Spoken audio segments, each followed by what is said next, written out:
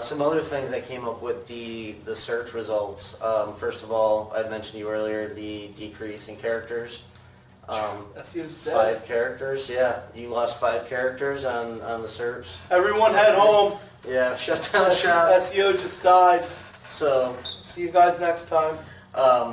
But the other thing that I saw mentioned on another site was that the emoji showing in suggested search. That's pretty cool. Which I think is pretty cool, and because I have seen them in the SERPs themselves before. I have too, yeah. Which is really interesting, and it's funny because people don't really realize how much like emojis and GIFs really play a part in our communication structure nowadays. Like it's a major part. Like I've had whole conversations in GIFs. You know what I mean?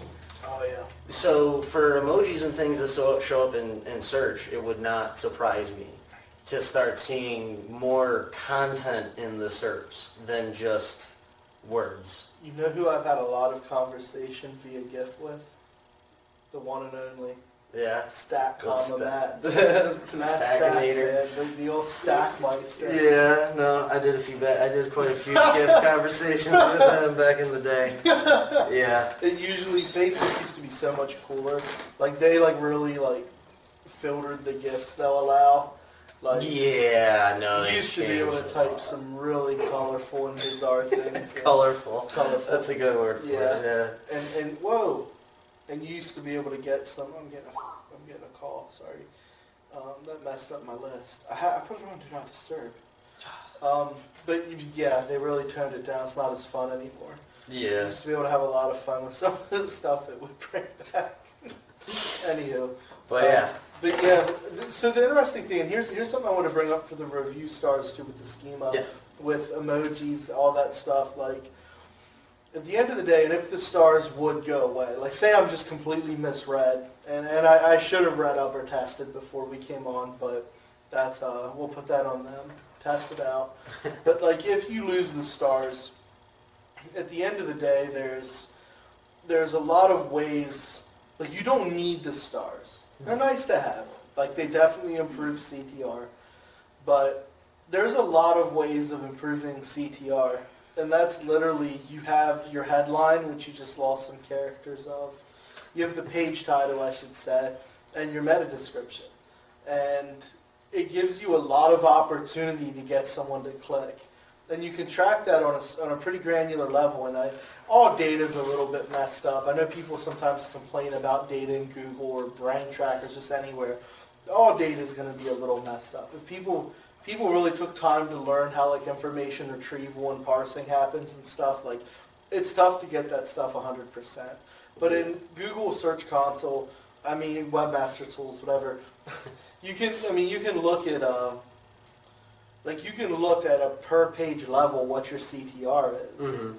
And the easiest thing to do is rotate through your main money pages that are, you can get a little bit more granular looking at like, hey, is this a money page? Or if you're getting a lot of traffic to an informational page, maybe you can structure it to point to the best money page and try to take them to that next step in the customer journey. But at the end of the day, just, you don't even need to do anything like too insane. Like there's enterprise-y level tools out there where you can actually split test metadata. Yeah. You don't need to go there. Change the metadata. Change a little bit at a time.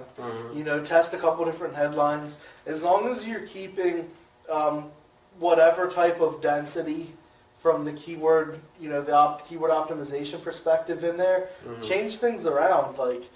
And there's a lot you can do. And then you say like there's now emojis different places. Emojis, like if you see some of like really, really kick-ass Facebook ads, they have emojis in them. Like emojis are a thing. It's all about grabbing and keeping attention. That's our entire job as digital marketers. Like, doesn't matter how you do it. Yeah. You need to grab and keep someone's attention, and then once you have their attention, you need to push them down the path to becoming a customer or becoming a subscriber, whatever the macro conversion goal is for that specific, funnel, that specific page. Like, that's our job, and emojis are going to work. Anything creative like that is going to grab attention. And You know, it's always something to look at. Having said that, you don't need that either. The perfect way to test it is just right inside your GSC or whatever, and looking at the impressions, and it'll tell you the percent click through, and you can measure it over time and start modifying it. I mean, you see that sheet we have for audits where you pull that data and drop it in the sheet, and anything under a certain CTR is gonna, through conditional formatting, highlights red or yellow. Yeah. Then bang, right there's your action item list. Let's test these. Let's test 5 of these, 1 of these, like some type of action, and then you have the benchmark data.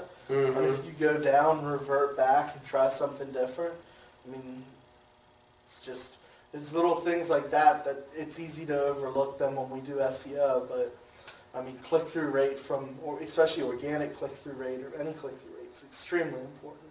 Like, increasing that is smart.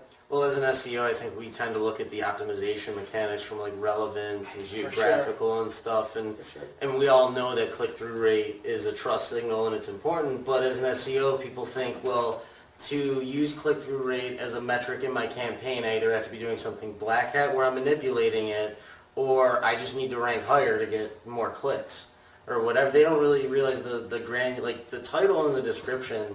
That's what people have been looking at for the beginning of time to click, and that's your optimization CTR opportunity. And as long as you're keeping those terms in there, I remember back in the day, like really early stages of Google, how a lot of people even just talked about the importance of having keywords in your metadata. Wasn't even so much optimization, the fact that they would just bold them when people would search. Like, that was a big point from a CTR perspective, was that they would bold the letters. So focusing on the offer, putting something like limited time offer or deals or anything that will draw, any type of action to click or sense of urgency.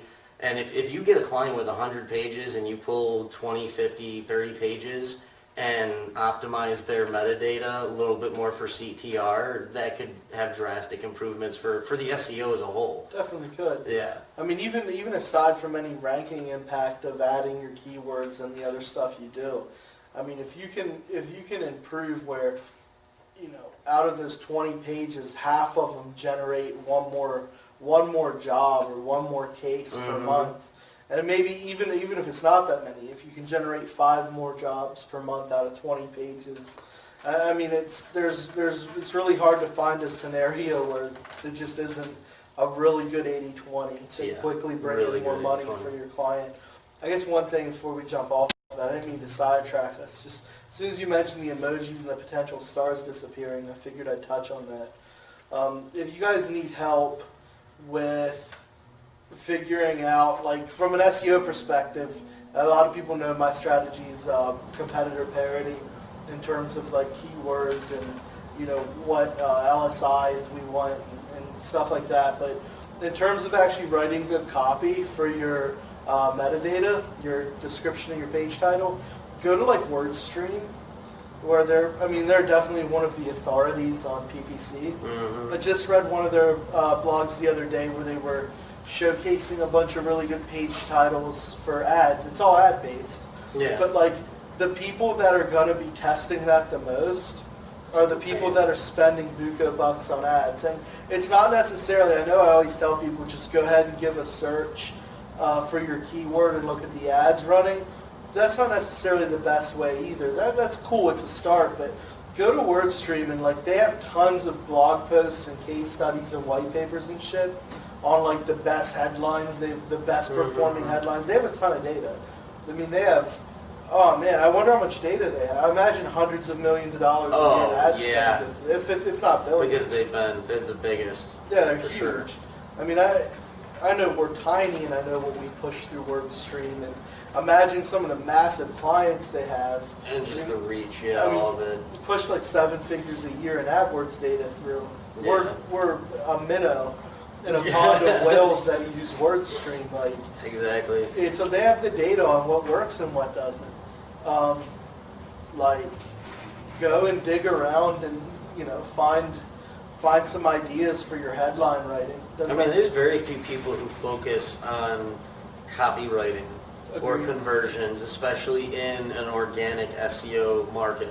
Agreed. You know what I mean? So I mean, it does. It starts to become a scope creep to an extent where you're bordering on CRO. mhm. But I mean, for your meta descriptions, it's not going to take long. Yeah. You dig around word stream for 30 to 60 minutes, or I mean, have someone do it. Hopefully, you're not like. Hopefully, no one watching this is going to do their own digging.